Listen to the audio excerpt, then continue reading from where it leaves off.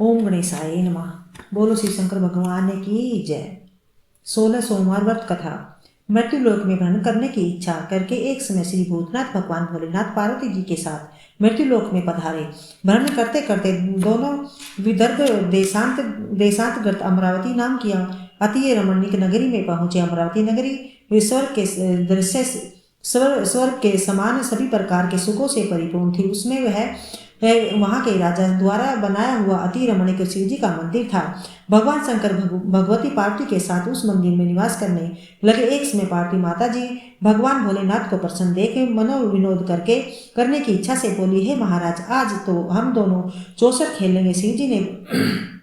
शिव जी ने प्राण प्रिय की बात को मान लिया और चौसर खेलने लगे। उसी समय मंदिर का पुजारी ब्राह्मण मंदिर में पूजा करने आया। माता पार्वती ने पुजारी से प्रश्न किया, पुजारी जी बताओ, इस बाजी में हम दोनों में से किसकी जीत होगी? ब्राह्मण बिना विचारे जल्दी से बोल उठा कि महादेव जी की होगी। थोड़ी देर में बाजी समाप्त हो गई और पार्वती जी की जीत हुई। पार्वती जी को बहुत गुस्सा आया। ब्राह्मण को झूठ बोलने के अपराध के कारण श्राप दे दिया। भोलेनाथ ने माता पार्वती को बहुत समझाया, लेकिन उन्हें ब्राह्मण को वो कोढ़ी होने का श्राप दे दिया। कुछ समय बाद पार्वती जी के श्राप पुजारी के शरीर में कोढ़ पैदा हो गया। वह बहुत अधिक दुखी रहने लगा। पुजारी को श्राप का कष्ट भोगते हुए जब बहुत दिन गुजर गए, तब एक दिन देवलोक की अप्सराएं शिव जी की पूजा करने के लिए उसी मंदिर में पधारी। पुजारी के कोढ़ होने के कष्ट को देखकर उन्हें बड़ी दया आई। उन्होंने उससे रोगी होने का कारण पूछा। पुजारी ने निसंकोच सारी बातें उन्हें बता दी। अप्सराएं बोली, हे पुजारी, अब तुम अधिक दुखी मत होना।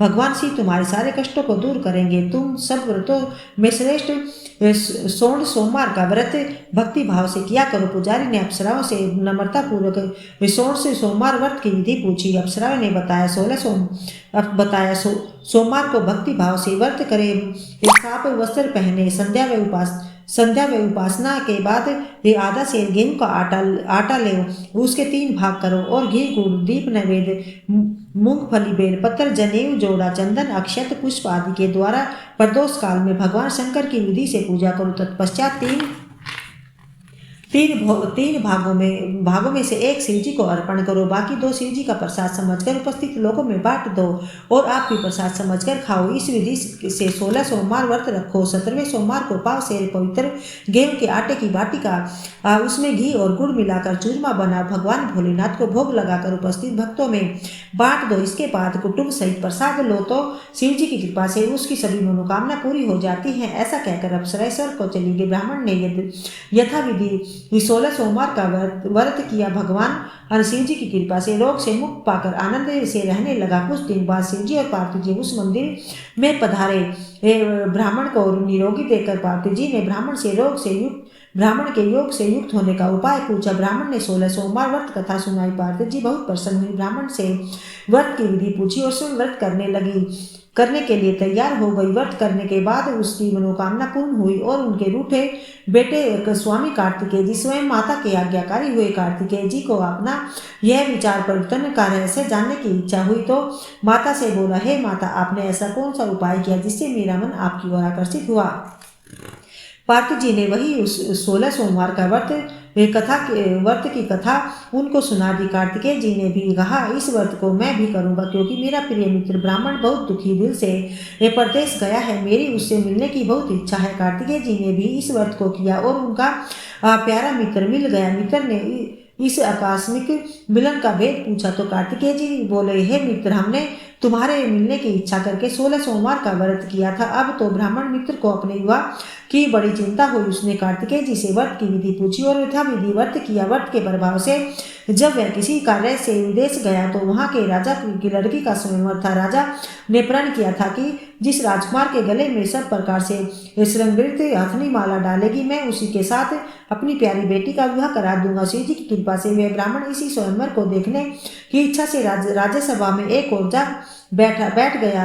नियत समय पर हथनी नियत समय पर हथनी आई और उसने जयमाला उस ब्राह्मण के गले में डाल दी। राजा ने अपनी प्रतिज्ञा के अनुसार बड़ी धूमधाम से अपनी कन्या का विवाह उस ब्राह्मण के साथ कर दिया और ब्राह्मण को बहुत सा धन और सम्मान देकर संतुष्ट किया। ब्राह्मण सुंदर राजकन्या को पाकर सुख से जीवन व्यतीत करने गए। एक दिन राजकन्या ने अपने पति से प्रश्न किया कि हे प्राणनाथ, आपने ऐसा कौन सा भारी पुण्य किया था जिसके प्रभाव से हथनी ने सब राजकुमारों को छोड़कर आपका वर्ण किया। ब्राह्मण बोला, हे प्राण प्रिय, मैंने अपने मित्र कार्तिकेय जी के कथानुसार 16 सोमवार का व्रत किया था, जिसके प्रभाव से मुझे तुम जैसी रूपवान पत्नी की प्राप्ति हुई है। इस व्रत की महिमा सुनकर राजकन्या को बड़ी हैरत हुई। वह भी पुत्र की कामना करके इस व्रत को करने लगी। शिव जी की दया से उसके गर्भ से एक सुंदर सुशील धर्मात्मा और विद्वान पुत्र उत्पन्न हुआ। माता और पिता उस देव पुत्र को पाकर अधिक प्रसन्न हुए और उसका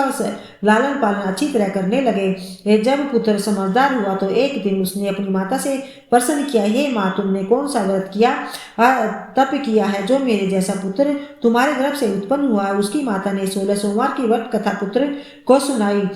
पुत्र के सब तरह मनोरथ पूरे करने वाले इसे सरल व्रत को सुना तो वह राज्याधिकार पाने के इच्छा से हर सोमवार को यथाविधि यह व्रत करने लगा। व्रत शुरू करने के बाद एक देश के राजा के दूतों ने आकर उसको राज्य कन्या के लिए वर्ण किया। राजा ने अपनी बेटी का विवाह ऐसे सर्वगुण संपन्न ब्राह्मण युग के साथ करके बड़ा सुख प्राप्त किया। वृद्ध राजा के दिव्यगत को हो जाने पर इसी ब्राह्मण को इस सिंहासन पर बैठाया गया, क्योंकि दिवंगत राजा के कोई पुत्र नहीं था। राजा का उत्तराधिकारी होकर भी वह ब्राह्मण पुत्र 16 सोमवार का व्रत करता रहा। जब 17वां सोमवार आया तो विप्र पुत्र ने अपनी प्रियतमा से पूजा सामग्री लेकर पूजा के लिए शिवालय में चलने को कहा, परंतु उसकी पत्नी ने उसकी आज्ञा की परवाह न की। दासियों द्वारा सब सामग्रियां शिवालय में भिजवा दी, परंतु उसमें नहीं गई। जब राजा ने शिव जी का पूजा समाप्त किया तब आकाशवाणी, हे राजा, अपनी इस रानी को राजमहल से निकाल दे, नहीं तो ये तेरा सर्वनाश कर देगी। यह आकाशवाणी सुनने के बाद राजा को आश्चर्य का ठिकाना न रहा। उसने मंत्राण गृह में आकर अपने सभासदों को बुलाकर कहा, मंत्रियों, मुझे आज शिव जी की आकाशवाणी हुई है कि राजा, तू अपनी इस रानी को राज्य से निकाल दे, नहीं तो तेरा सर्वनाश कर देगी। राज्य के मंत्री और सभासद आदि सब विस्मत और दुख में डूब गए, क्योंकि जिस कन्या के कारण उसे राज्य मिला था राजा उसी को निकालने की बात कह रहा था। यह कैसे हो सकता था? पर राजा ने मंत्रियों की परवाह न की। उसने अपनी पत्नी को राजमहल से निकाल दिया। रानी दुखी हृदय से भागो को कोसती हुई राज्य ऐसे बाहर चली गई और बिना पदार्थ कटे फटे हुए वस्त्र पहने भूख से दुखी हृदय से भाग्य को कोसती हुई चली जा रही थी कि उसकी अचानक एक बुढ़िया से भेंट हुई जो सूत काट कर बेचने जाती थी। रानी की करुणा दशा देखकर वह बोली, चल तू मेरा सूत बिकवा दे, मैं बूढ़ी हूँ, भाव करना नहीं जानती। यह बात सुन रानी ने बुढ़िया के सिर से सूत की गठरी उतार कर अपने सिर पर रख ली। थोड़ी देर के बाद आंधी आई और बुढ़िया का सूत कोटली सहित उड़ गया।